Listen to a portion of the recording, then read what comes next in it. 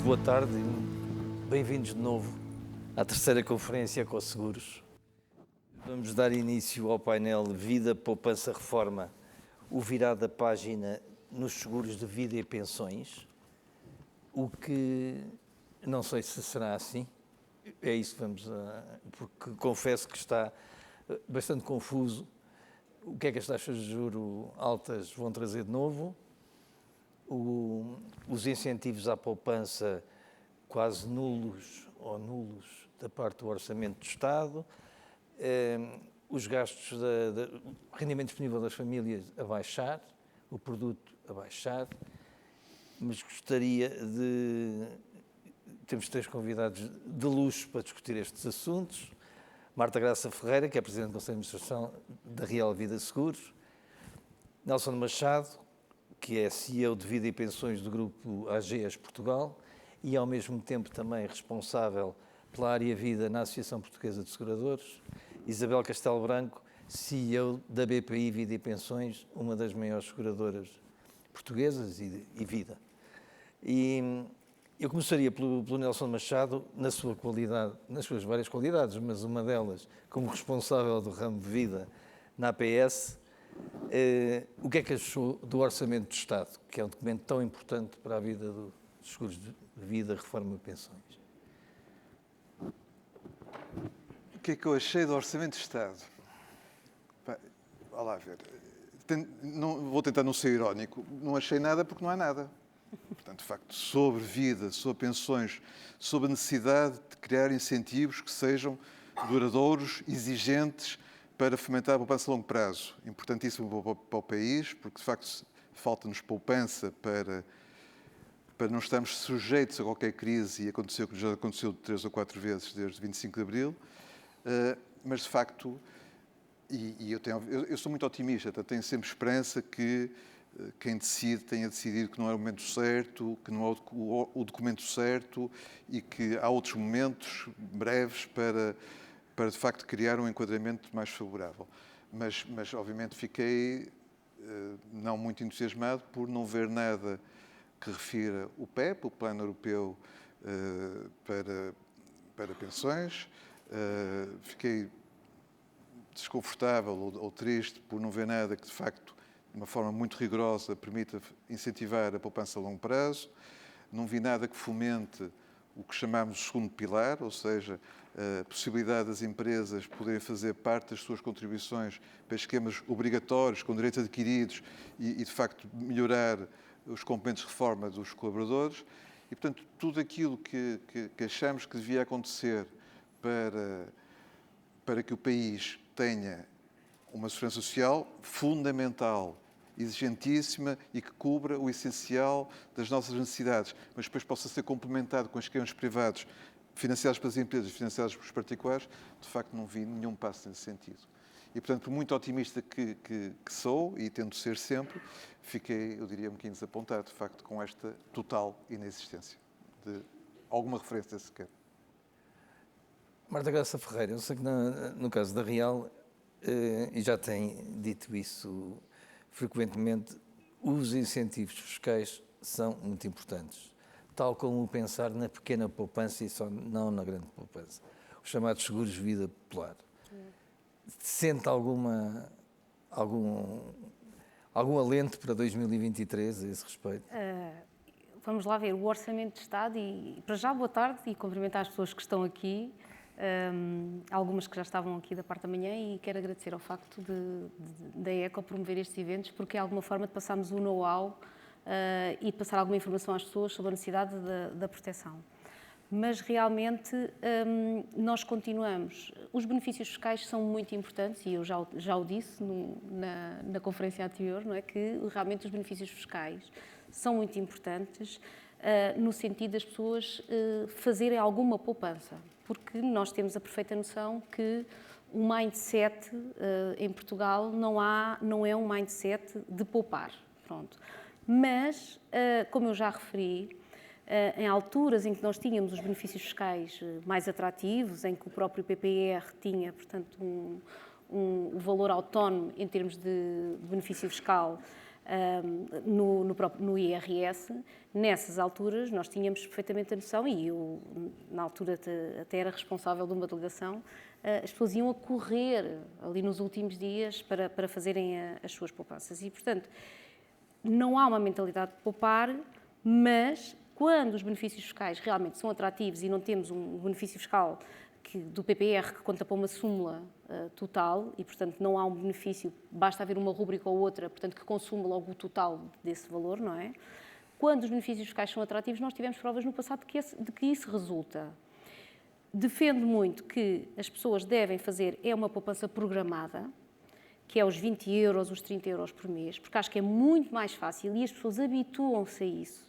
Portanto, quase que o dinheiro sai da conta e as pessoas já estão habituadas que já não, para eles é como se aquilo já não fizesse diferença. É muito mais fácil do que as pessoas depois terem que chegar ali no final do ano e porem o valor.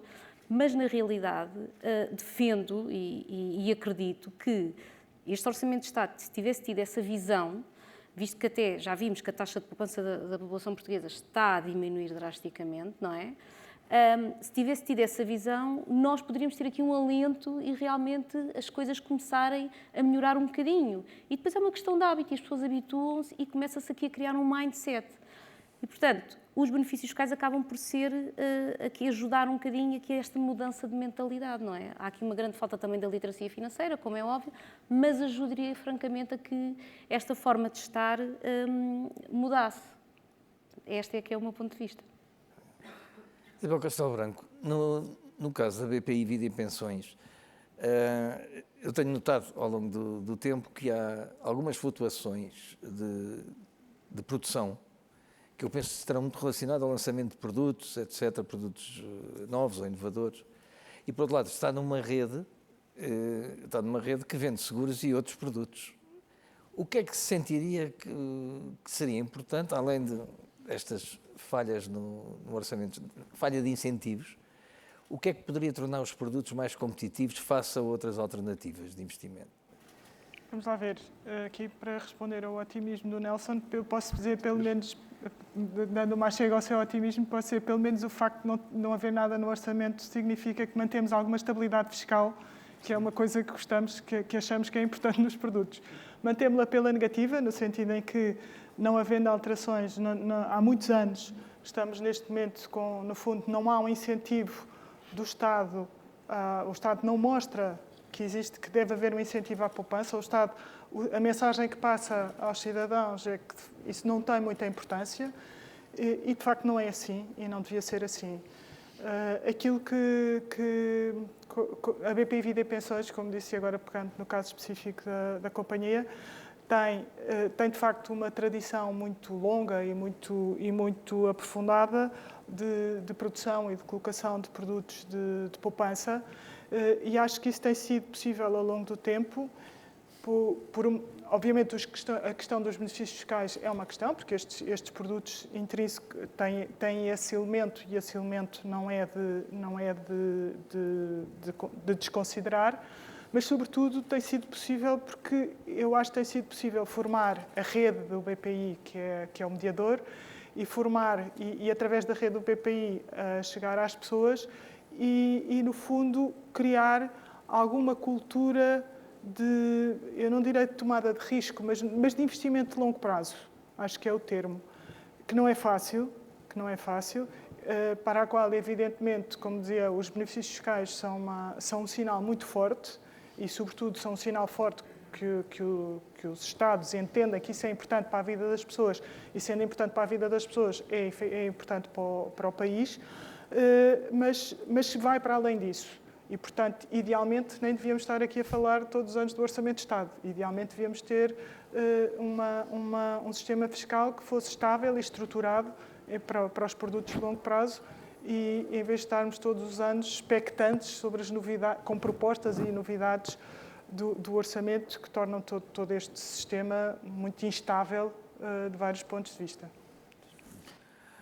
Nelson, em relação ao otimismo, como é que vê o próximo ano? Taxas de juros elevadas, quer dizer, já não se conhece esta realidade há muito tempo. As taxas de juros mais elevadas vão permitir outra vez voltar às taxas garantidas, ao capital garantido? que depois acabou por correr bastante mal às curadoras, não é? Sim. Eu vou responder a essa pergunta, Francisco, mas deixe-me só, porque eu também não quero que fique a ideia que, e eu acho que a Isabel e a Marta concordam comigo, que nós somos uns papa vantagens fiscais. Vá lá ver. Ponto 1. Deve haver um incentivo para quem, em vez de consumir, poupa 20 ou 30 anos para a sua reforma. Isso parece-me indiscutível. Ponto 2. Esse incentivo vai ser pago por todos nós, contribuintes. Portanto, temos de ser extraordinariamente rigorosos para poder defender o incentivo. Exemplo, para mostrar o que é que não deve ser feito. O que não deve ser feito é permitir que o PPR sirva para tudo e mais umas coisas. Sirva para pagar a escola, sirva para pagar a universidade, sirva para compensar a inflação, que aliás está no Orçamento de Estado. Portanto, isso para mim é o exemplo do que não deve ser feito. Que é permitir que uma coisa que foi pago por todos os portugueses, possa servir para tudo, exceto para aquilo que deve ser, que é uma poupança a muito longo prazo para ajudar as pessoas à data de reforma. Porque quando se diz agora as pessoas precisam, claro que precisam, mas quem tem hoje 40 anos vai precisar mais hoje quando tiver 75 anos? Essa que é a pergunta correta, que acho que não é feita. Portanto, e depois não quero voltar a falar mais dos incentivos fiscais. Sim, mas a contrapartida, que eu acho, e as propostas que, aliás, tanto a PFIP, como a APS, como a APB fizeram, vão muito nesse sentido, com muito rigor na aplicabilidade, o dinheiro só pode ser utilizado, de facto, para complementos de reforma. Fechado, menos da minha parte, o primeiro tema dos benefícios fiscais e indo à sua questão. Vá lá ver. Eu acho que as condições que se adivinham, eu diria depois, quando atenuar este efeito muito significativo nos mercados, via, disparar da inflação e via quebra dos mercados, todos, aliás, que está a acontecer, eu diria que o cenário é muito mais promissor e otimista para seguradoras como nós, que de facto estão a olhar para o longo prazo e a olhar para o futuro e com necessidade de criar condições e produtos que os clientes se sintam mais confortáveis, e temos clientes que de facto estão disponíveis para correr algum risco e provavelmente com isso ter um retorno médio superior, mas sabemos que temos muitos clientes muito avessos ao risco e que a taxa garantida, eu diria que provavelmente não necessariamente um produto puro, simples, como antigamente a taxa garantida, mas combinações em que a taxa garantida tem um peso relevante, farão parte daquilo que o cliente quer comprar. Portanto, e nesse sentido, todos nós, acho que vivemos muito melhor com taxas de juro, Euribor, ou taxas de desconto do Banco Central Europeu à volta dos 2% ou 2,5% do que com taxas negativas. Portanto, tirando esta perturbação que pode demorar mais uns meses, eu creio que, de facto, o futuro curto, médio prazo, é bastante favorável para a nossa atividade, vai nos permitir criar soluções mais interessantes para os nossos clientes.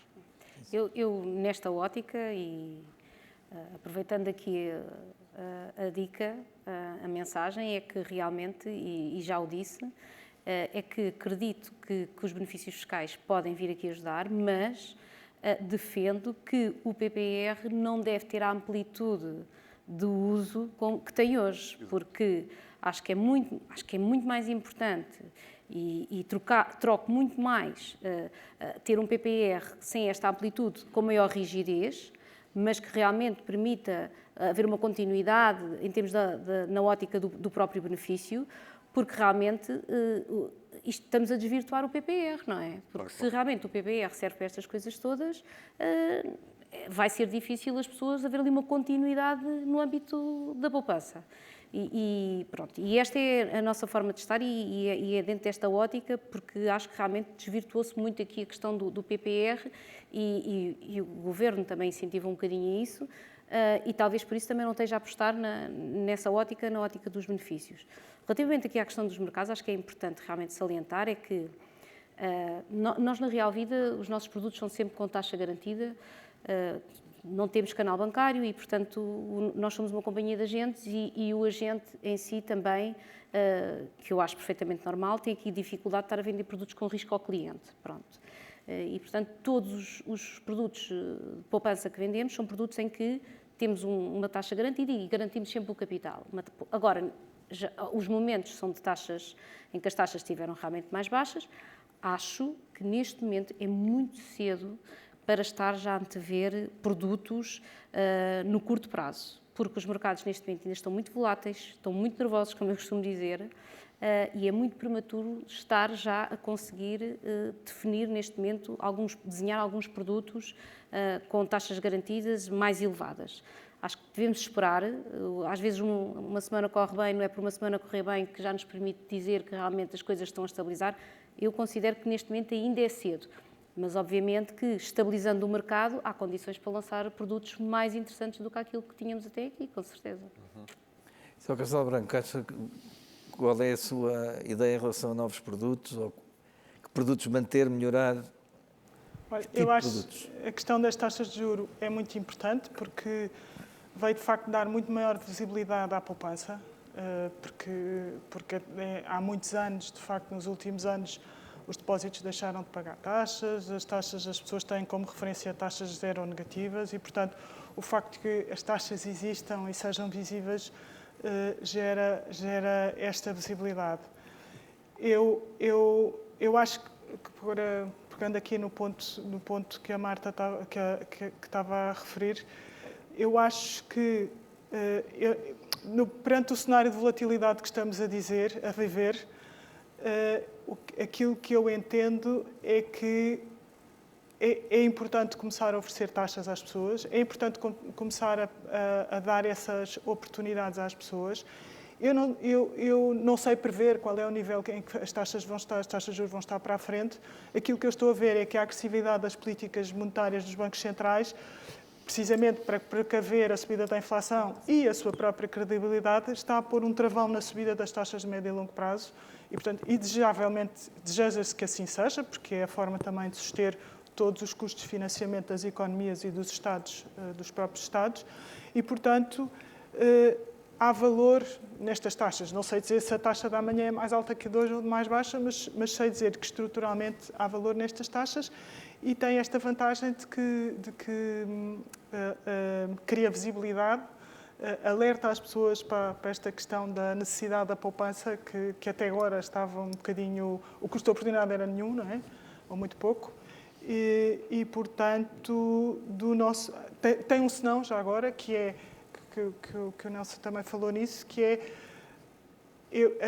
as condições estruturais e regulamentares em que vivemos hoje em dia não nos permitem oferecer o mesmo tipo de produtos com garantias ilimitadas que existiam há uns anos. E, portanto, eu acho que vai ser necessário, as seguradoras têm que ser capazes de inovar aqui. Obviamente têm que cumprir com requisitos regulamentares eles próprios muito mais apertados e as pessoas têm que perceber também muito bem o que é que estão a comprar, porque o produto pode não ter que ser necessariamente com capital garantido em todos os momentos do tempo, mas ter capital garantido em algum momento do tempo que seja relevante, por exemplo, ou rendimento garantido. Dito isto, acho que há aqui espaço para inovar, acho que as taxas de juros são uma oportunidade, apesar da volatilidade, e a volatilidade em si também é uma oportunidade, mas é mais difícil. Esse era um dos pontos, Nelson, que estava a falar, era o risco dos mercados. Nesta altura, as seguradoras de vida têm enormes investimentos nos mercados financeiros e nesta altura está tudo muito incerto.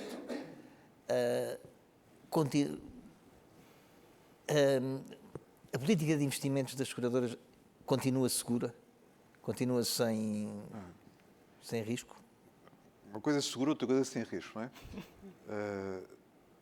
Tem volatilidade, tem risco, segura absolutamente. Vá lá ver.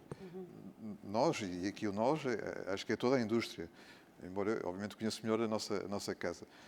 Nós acompanhamos muito, muito de perto os mercados, temos níveis de asset allocation pré-definidos, mas depois temos uma capacidade de ir monitorizando, de ir ponderando a evolução dos riscos, ver de onde é que está a haver correlações entre diversos tipos de ativos e compensar. E, de facto, com isto não se garante que, quando tudo cai, que a nossa carteira não caia. Mas garante-se, de facto, um equilíbrio na carteira e um potencial de recuperação quando os mercados melhorarem um bocadinho. Eu, por acaso, estive a ver, nos últimos 20 anos, nós tivemos muitas crises, não é? Tivemos a crise dos dot-coms, tivemos a crise da bolha imobiliária nos Estados Unidos, tivemos a crise da dívida soberana, tivemos a crise de 2014 da Rússia, temos agora esta. E os mercados e os nossos retornos recuperaram sempre no prazo entre 6 meses e 40 meses. Okay? Portanto, dependendo da crise, e a pior de todas foi 2008, depois engatou na 2010. E, portanto, aí demorou para os ativos para as carteiras com mais nível de risco, com perfil mais arriscado, demorou 40 meses a recuperar. E, portanto, isto é um desconforto enorme para quem está exposto a essa carteira. Mas depois também recuperou muito mais depressa. E nas outras crises recuperou passado 4, 6 meses. E, portanto, de facto, uma carteira balanceada, com diversos tipos de ativos, com exposição a todo mundo. A probabilidade das coisas correrem bem mais depressa é bastante maior e isso é o que está a acontecer. Agora, este ano estamos todos a ver retornos que vão, dependendo, entre menos 5 e menos 20, se calhar. E, de facto, esta é uma altura que assusta muitas pessoas, mas o assustar, quando se investe em poupança a longo prazo, é que é uma palavra decisiva, ou duas. Uma é poupança, outra é de longo. Portanto, quem investe em poupança a longo prazo e, passado um ano, as coisas estão a correr mal e foge, aí deixa de ser uma perda potencial, passou a ser um prejuízo. E, portanto, o que eu aconselho sempre é, de facto, reforçar estas duas palavras, é poupança e é longo. E no longo prazo, a probabilidade e o retorno e toda a história dos últimos 100 anos mostra que estas carteiras equilibradas, bem geridas, dão um retorno muito superior às alternativas sem risco ou de capital garantido. E, portanto, continua a ser a melhor solução para o cliente, que não entra em pânico, claro. E aí há um papel importante das seguradoras e dos mediadores a ajudar a que os clientes não entrem em pânico, e que passar. Exato.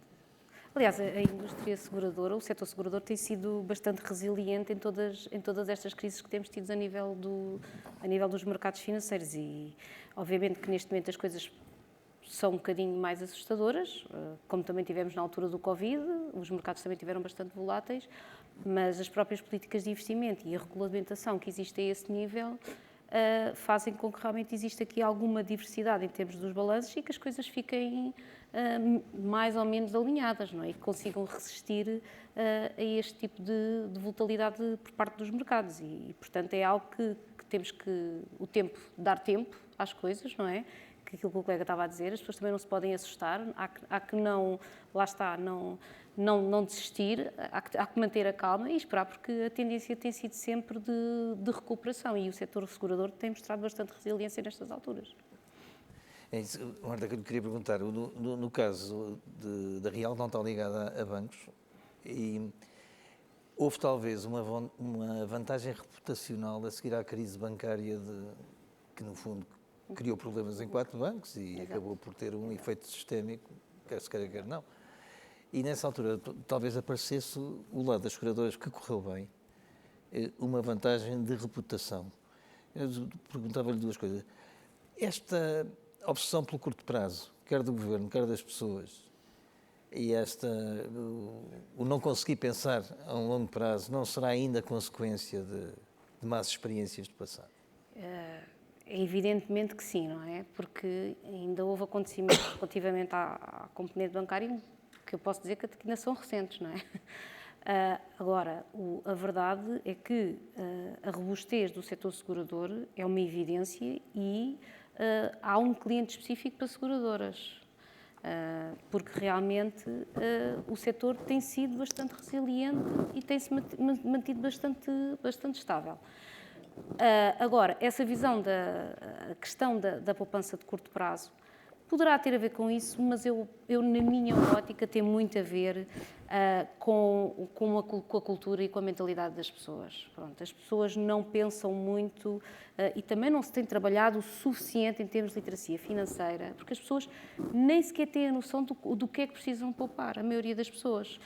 Obviamente, nós, as seguradoras e os mediadores, têm feito um trabalho muito nesse aspecto, em chamar a atenção das pessoas das necessidades de poupar e quanto é que deveria poupar, mas a verdade é que muitas pessoas, eu diria quase a maioria, não sabe quanto é que tem que poupar e não tem a noção do impacto no momento da reforma. Portanto, poderá haver que os conhecimentos ao nível da banca, dos acontecimentos ao nível da banca, que tenham tido aqui tenham deixado aqui alguma marca e nós temos a certeza disso e sabemos, porque ainda hoje se fala bastante, Mas há aqui uma necessidade de fazer uma mudança de mindset e uma mudança cultural em que nós, as companhias, temos de ter aqui um papel predominante, que é fazer com que as pessoas comecem a ganhar hábitos de poupança a longo prazo e não de curto prazo. E aqui estes eventos são muito importantes e aqui o papel das seguradoras, mas também do Estado, a dar o exemplo e a ajudar as pessoas e a incentivar as pessoas nesse sentido, não tanto ao consumo, porque são muitos orçamentos orientados para a área do consumo, para fazer com que as pessoas deixem de pensar no curto prazo, porque nós vimos que na altura do Covid as pessoas ficaram confinadas, a poupança da população portuguesa aumentou, neste momento já baixou novamente, porque as pessoas já se desataram a consumir. E, portanto, muito no curto prazo, portanto, ou seja, muito no curto prazo. Aliás, na conferência anterior, eu cheguei mesmo a dizer que houve pessoas que na altura do Covid nem sequer tinham uma poupança de emergência, não tinham um plano B. Portanto, é mesmo tudo o hoje e o amanhã, depois logo se vê. E, portanto, acho que temos que ter aqui um papel muito importante para ver se conseguimos fazer esta mudança, porque se calhar às vezes os maus acontecimentos só por si não chegam. Isabel, e no seu caso, há um convívio direto, paredes meias, com um banco. E consegui convencer as pessoas, clientes do banco, a comprarem produtos seguradores. Tem dias ou costuma ser fácil?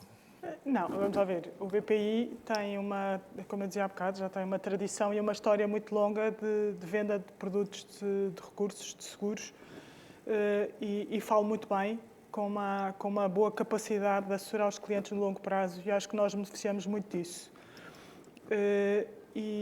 Mas isto implica que a rede, no caso a rede do banco, que é a rede dos mediadores, tenha também um bom conhecimento e, portanto, não estamos só a falar, temos que convencer o cliente e, antes disso, temos que convencer a rede que temos um bom produto. Eu acho que, dito isto, reforço que essa questão em Portugal é relevante. Não sei se é uma questão, já agora, não sei se é só uma questão, eu não diria que tinha a ver com o que se passou com os bancos, acho que é muito uma questão de várias gerações de inflação elevada, taxas elevadas, pouco conhecimento do mercado de capitais, pouca literacia financeira, portanto as pessoas geracionalmente não estão habituadas a investir, como acontece noutras jurisdições, mas é algo que temos que trabalhar. Eu há bocado estava aqui a pensar, eu estou na minha vida profissional de mais de 30 anos, sempre esta conversa existia há 30 anos, como existe agora.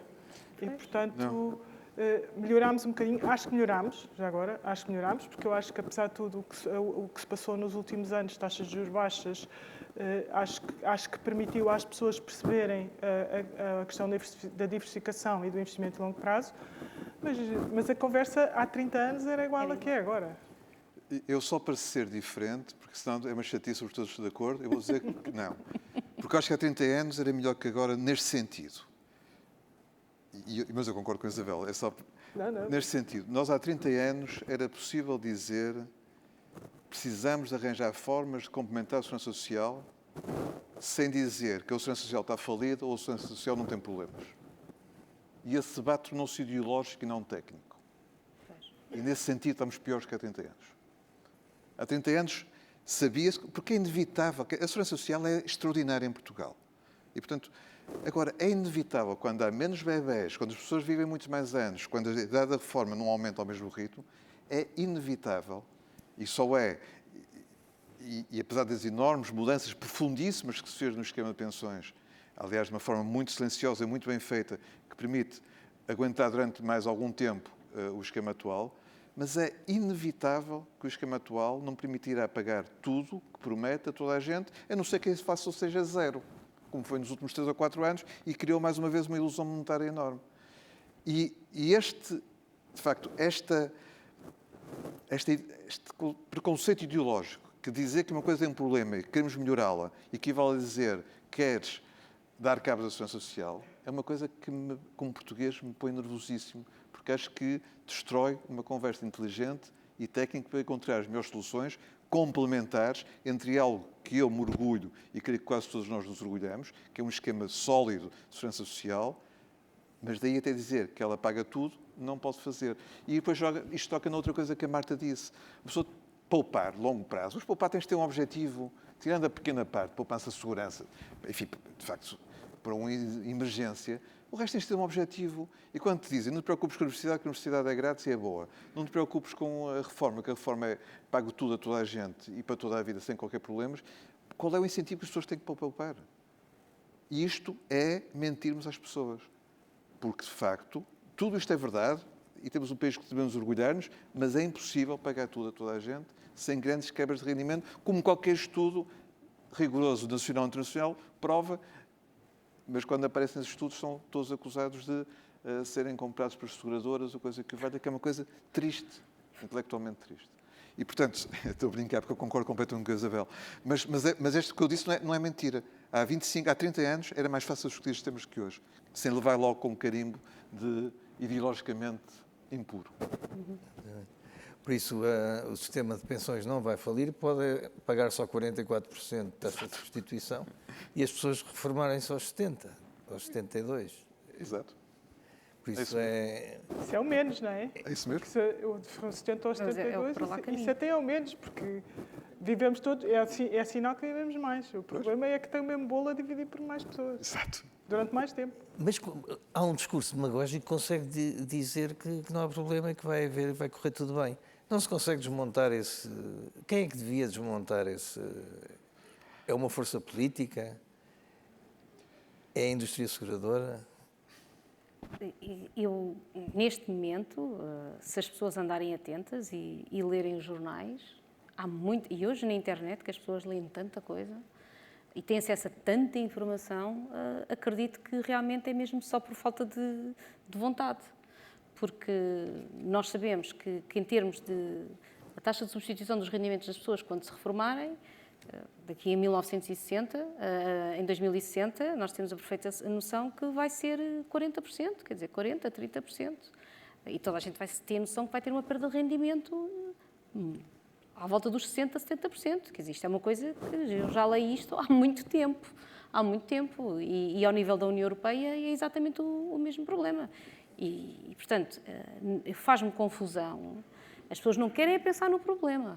Eu acho que é mais isso. As pessoas não querem pensar no problema, porque faz-me confusão com tanta informação que existe hoje e as pessoas com acesso à internet não tenham a noção de que, quando se reformarem, vão ter uma verdadeira perda de rendimentos.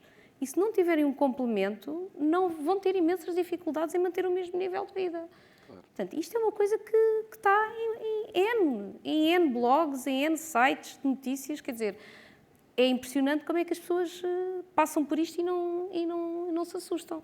Portanto, não é uma questão de desmontar, eu acho que isto é mais que óbvio que está a acontecer, é mais que óbvio, portanto, só mesmo quem não quiser ver é que não vê. Mas há aí um serviço público que, se não vier do Estado, que se não for fomentado pelo Estado verdadeiramente, e se não for o Estado que diga às pessoas com todas as letras e com toda a transparência, existe esta possibilidade e têm este caminho e este, é natural e humano que as pessoas se foquem mais no curto prazo, porque é palpável, não é? De resto, estamos a falar de abstrações, de coisas que são muito longe, estão muito longe na vida, que são muito difíceis, muito complexas. E, portanto, há aí uma mensagem que sistematicamente, por razões, acho que não vejo outras não eleitorais, quer dizer, tem sido mal passada, porque é uma mensagem difícil de passar. É muito difícil. Então é uma mensagem que não ganha votos, é uma mensagem Claro. que só perde votos, não é? Não elege ninguém. Confrontar o curto prazo com o longo prazo é muito complicado. Mas, entretanto, perde-se, está-se a perder, ou está-se a fazer as pessoas perder a possibilidade de ir poupando que já teriam. Quer dizer, quanto mais cedo começarem, melhor, não é? É que a poupança tem uma coisa mágica, não é? Ou começas cedo ou não vale a pena. Pois. E, portanto, é como diz a Isabel, se começas aos 60 anos, não vais poupar nada. Quer dizer, digamos, para a reforma não vais poupar nada. Eu atrevia-me a sugerir algo que acontece naqueles países perigosíssimos neoliberais, como a Suécia, a Dinamarca, a Finlândia, a Noruega, que é haver transparência. O que é que vais ter verdadeiramente quando te reformares? E nós temos uma forma de cálculo razoável, com pressupostos de inflação zero, aquilo parece que dá bastante, mas eu acho que transparência ajudará a criar esta sensação, sem alarmismos, porque é como diz o Francisco e todos nós. E bem, quer dizer, a Segurança Social vai pagar mais tarde e menos, Imenso. E não é por ser má. É porque não há dinheiro para tudo, para todos, para toda a vida. Para todo o tempo. E, portanto, eu acho que a transparência permite ir criando esta awareness, este conhecimento que temos um problema que não é dramático, mas quanto mais depressa começarmos a compensar esta óbvia fragilidade, melhor para os portugueses e, indiretamente, melhor para o país, porque tem mais poupança interna. E aqui volta a minha primeira nota, que, de facto, fiquei muito desapontado com o orçamento, não tem nada que permita aumentar a poupança global do país. Isso, curiosamente, na próxima semana vamos publicar um artigo no Ecoseguros comparativo dos sistemas de pensões de 44 países. Estudo da Mercer, que tem uma curiosidade. Portugal tem o terceiro sistema de pensões melhor, digamos, o mais adequado. Depois tem isso, está ótimo. E é, de 44, é o 39º em sustentabilidade. Claro. E quem é que está connosco? Itália, Espanha, portanto, esta mentalidade habitual, não é? De curto prazo. Mas para isso, a Europa Central inventou o PEP. E tanto quanto sabemos, o PEP, há um produto na Eslováquia já lançado, e desde 22 de março só um produto lançado. Sabemos que há um regulamento na mão do Ministério das Finanças, já feito pela entidade supervisora, já estruturada, e não acontece nada. Haverá alguma razão para isto, para não acontecer nada? Eu sei que é um produto ilíquido, que exatamente é um produto... É assim, o PEP, em termos de lá está, é um produto de longo prazo. Portanto, a ideia é um produto de longo prazo. E o PEP surgiu muito por estas questões que acabámos agora aqui de falar, em termos da União Europeia, porque se percebeu que realmente havia uma grande perda de rendimentos e havia, por exemplo, em 2060 só iriam haver, por exemplo, 4 pessoas ativas para um reformado. Iriam só haver 2 pessoas ativas para um reformado. Atualmente até é 4 para um reformado. E, portanto, o PEP surgiu muito neste sentido, nesta aflição, entre aspas, desta constatação ao nível da União Europeia. E pretende-se que realmente seja mais rígido, e acho que é assim que faz sentido, e que seja de longo prazo. Nota-se é que realmente há aqui um protelar de decisão. Como é que se vai, que regime fiscal é que vamos dar a isto? E eu confesso que estou aqui expectante para tentar perceber se realmente aqui o Estado vai ter uma visão diferente face àquilo que tem feito até agora relativamente aos produtos de poupança, nomeadamente ao PPR. Eu confesso que estou aqui muito expectante. Mas o atraso, ou seja, o facto de isto ainda não ter acontecido, eu não tenho assim uma opinião muito concreta, mas o que me faz muito pensar é que é um bocado aquilo que a Isabel também disse há pouco. Parece que há aqui uma falta de desinteresse perante o tema. Parece-me que agora há aqui uma preocupação de resolver esta questão da poupança para melhorar um bocadinho. Ao longo deste tempo todo teve esquecido e o que me parece é que vai então surgir então, aí um pacote de medidas orientadas para a poupança, onde o PEP vai lá estar incluído. E esperamos todos que seja até ao final deste ano. Mas é uma coisa muito recente e, portanto, que venha então o pacote com as medidas para a poupança, mas sempre autónomo daquilo que é o orçamento de Estado. Portanto, nunca irá estar ligado ao próprio orçamento em si. Eu sou um grande fã do PEP, mas arrisco-me a não o ver nascer.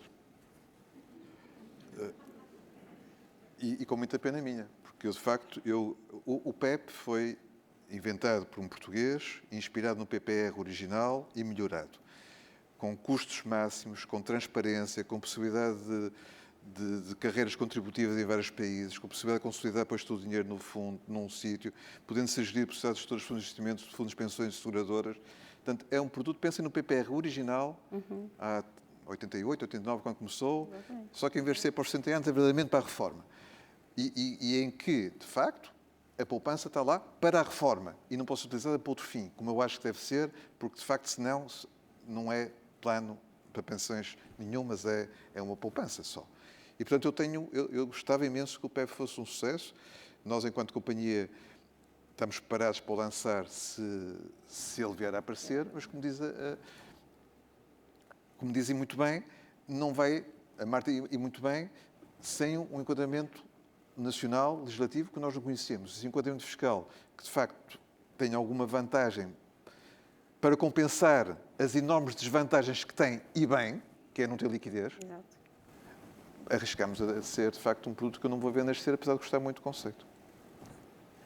Isabel Castelo Branco tem esperança? Acho que não tenho muito mais a dizer. Eu acho que, voltando um bocadinho ao que estava a dizer há bocado, um produto que tem relevância, que tem todas estas características que o Nelson explicou, mas depois não é acompanhado, digamos, de uma envolvente, de um discurso, nem sequer estou a falar de questões fiscais, mas no fundo de uma envolvente e de um discurso relativamente à sua utilidade, perde-se, é mais um.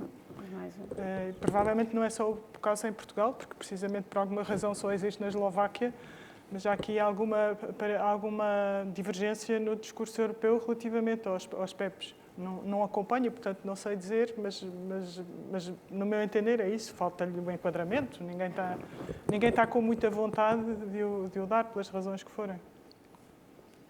Então, para concluirmos, Marta, então tudo isto quer dizer, no nosso painel estava, eu francamente estou um bocadinho desanimado. Não é? Estava à espera de ver maior entusiasmo na subida das taxas de juros, etc.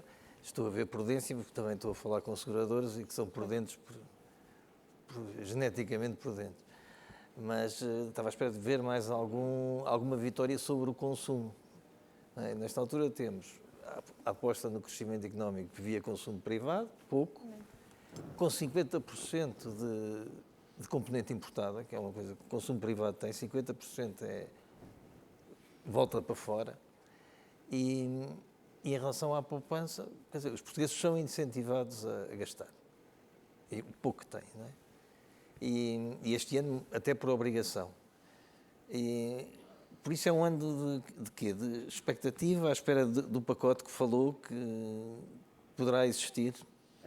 Eu considero que o ano 2023 poderá ser um ano em que já podemos ter alguns produtos mais interessantes face àquilo que tínhamos até aqui em termos de taxas. Pronto, acho que as coisas têm que acalmar em termos dos mercados, mas acho que a partir do início do ano que vem, no final do primeiro semestre, já haja condições e estabilidade para que realmente se possam lançar produtos com taxas mais interessantes, garantido no capital, porque isso é a nossa forma de estar e de trabalhar, independentemente das práticas, e que eu não tenho nada, não recrimino nem nada disso. Acho que há clientes que gostam de realmente de assumir algum risco. No nosso caso, nós garantimos o capital e gostamos sempre de dar taxas. Mas eu quero acreditar que no início do ano que vem, no final do primeiro semestre, haja condições para realmente ter produtos atrativos e que até possam fomentar a poupança em si. Obviamente que medidas por parte do Estado ajudaria aqui a impulsionar o mindset das pessoas para poupar, como é óbvio, pronto. Porque as pessoas vão muito atrás disso, infelizmente é assim, pronto. E isso faz com que as pessoas realmente mudem naquele momento e naquele momento tenham uma atitude para pagar menos impostos e terem uma maior poupança fiscal. Agora, há condições, mas o que eu quero transmitir é que haverá sempre questões de se produtos de médio prazo ou produtos de longo prazo. É uma questão de arranjar os ativos com a maturidade de vida, não é? Que nos permitam então aqui fazer produtos que tenham uma taxa de juros mais interessante e que sejam mais produtos de longo prazo. Agora, há que aguardar. É sempre possível desenhar um produto com uma taxa de juros, nesta altura, até ainda há pouco a Isabel estava a referir, que a volatilidade também tem coisas boas, é verdade. De arranjar aqui um determinado ativo que nos permita dar aqui uma taxa mais interessante. Mas são produtos que são mais de curto prazo, com tranches definidas e, portanto, que não são de venda contínua, como eu costumo dizer. São produtos de venda limitada, que se vende só uma determinada tranche durante um determinado período. Assim que os mercados começarem a estabilizar e nós conseguimos perceber aqui como é que vai este tipo de tendência, porque assim, nós temos um aumento de taxas de juro, mas muito influenciado por causa que estamos com uma inflação crescente, não é? E, portanto, ter aumentos de taxas de juros que são alimentadas pelo facto da questão da inflação não é muito bom. E por isso é que eu considero que é preciso dar tempo aos mercados para estabilizar, mas eu acredito que no próximo ano já consigamos ter aqui produtos que possam incentivar mais a poupança. Eu tenho que acreditar nisso. Para o Francisco voltar a convidar, vou ser um bocadinho mais otimista na minha mensagem final. Será sempre. Não é por aí, mas uma mensagem Primeiro feliz era simpática. Concordo muito com a Marta.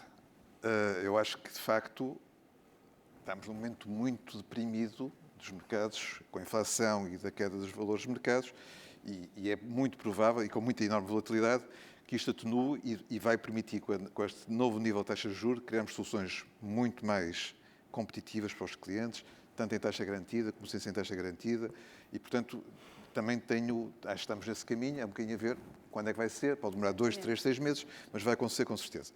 Mas eu vejo mais coisas boas que podem acontecer. Ainda acredito no PEP. Portanto, e pode ser de facto. E vai lá ver, Isabel falou e bem que na maior parte dos países do centro da Europa não estão interessados no PEP. Porque não precisam. Porque têm produtos à la PPE com boas vantagens fiscais e, portanto, o PEP só vai... E em que não há limites às comissões, portanto, o PEP só vai prejudicá-los. Não é o caso de Portugal, que os nossos produtos para poupança a longo prazo basicamente não têm nenhuma vantagem. Portanto, a nossa necessidade é muito maior que nos países do centro da Europa, e eu conheço bem a Bélgica, por razões óbvias, e aos factos não precisam de PEP para nada, continuam a vender os produtos que têm. Portanto, segunda coisa positiva, o PEP. Terceiro, eu acredito muito que vai haver um dia, e espero que a CIS esteja mais perto do que longe, em que os sindicatos e as entidades patronais percebam que uma das formas importantes de captar, de defender e de premiar os seus trabalhadores é com o segundo pilar, com esquemas que garantam remuneração a longo prazo para os colaboradores. Em Portugal isso apareceu há 10 anos ou 15 anos, mas também creio que há sinais que pode ser interessante para pegarmos nisso. E depois, temos aqui uma enormérrima oportunidade. Nós dizemos que em Portugal se poupa pouco, e é verdade, mas não é toda a verdade, porque as pessoas poupam muito, mas poupam para pagar a prestação da casa.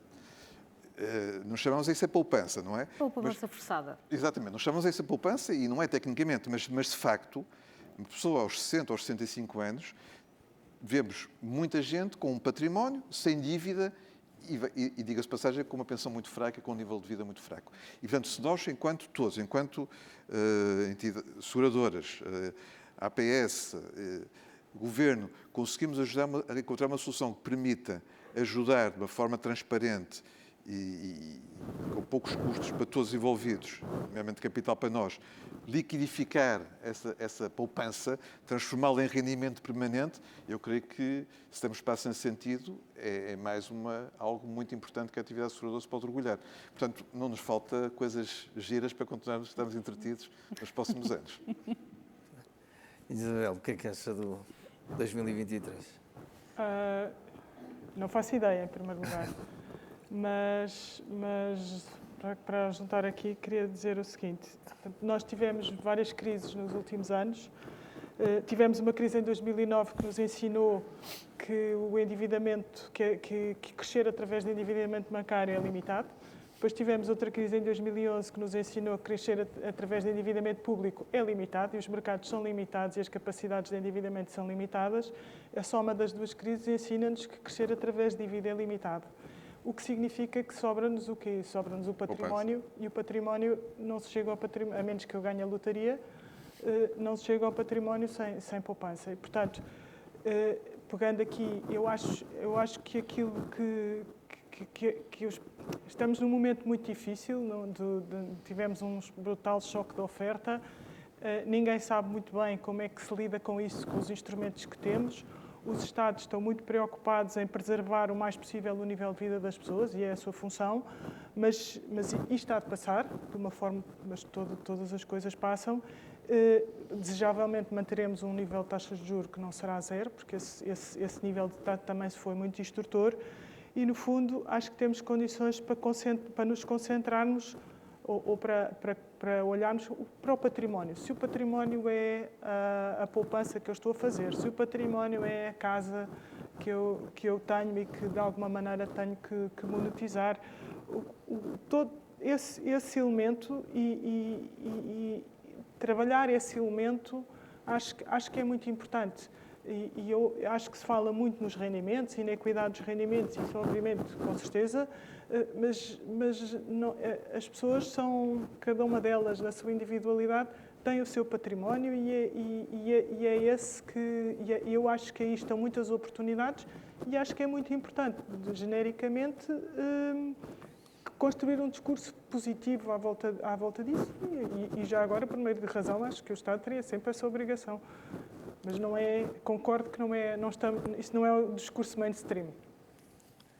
Muito obrigado.